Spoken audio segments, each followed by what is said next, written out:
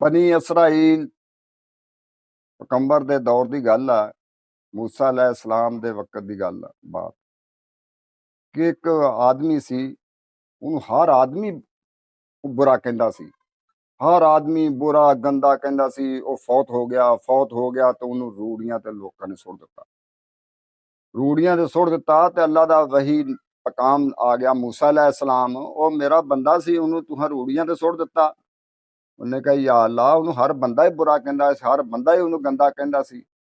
ਉਹਨੇ ਕਿਹਾ मूसा अलैहिस्सलाम, ਮੈਨੂੰ ਤੇ ਉਹ ਬੜਾ ਪਿਆਰਾ ਲੱਗਦਾ ਸੀ।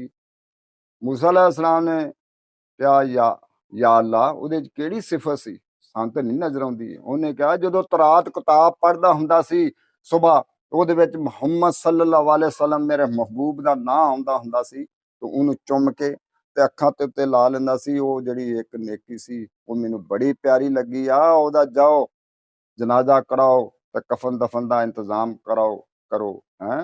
ਉਹਦੇ ਨਿਕਾਹ ਦੇ ਵਿੱਚ मैं 80 ਹੂਰਾਂ ਲਿਖ ਦਿੱਤੀਆਂ ਜਿਹੜੀ ਉਹਦੀ ਖਿਦਮਤ ਵਾਸਤੇ ਆ, ਉਹਨੂੰ ਜੰਨਤ 'ਚ ਵੀ ਆਲਾ ਮਕਾਮ ਆ। ਇਹ ਤੇ ਅੱਲਾ ਦੇ ਰਸੂਲ ਦੀ, ਹਾਲਾਂਕਿ मूसा अलैहिस्सलाम ਦੇ ਦੌਰ ਦੀ ਗੱਲ ਆ, ਉਦੋਂ ਉਹਨਾਂ ਕਿਤਾਬ ਦੇ ਵਿੱਚ।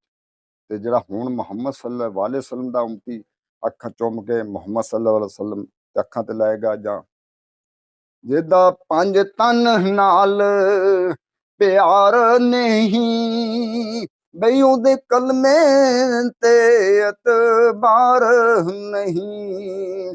ਜਿਹਦਾ 5 ਤਨ ਨਾਲ ਪਿਆਰ ਨਹੀਂ, ਉਹਦੇ ਕਲਮੇ ਦਾ ਇਤਬਾਰ ਨਹੀਂ।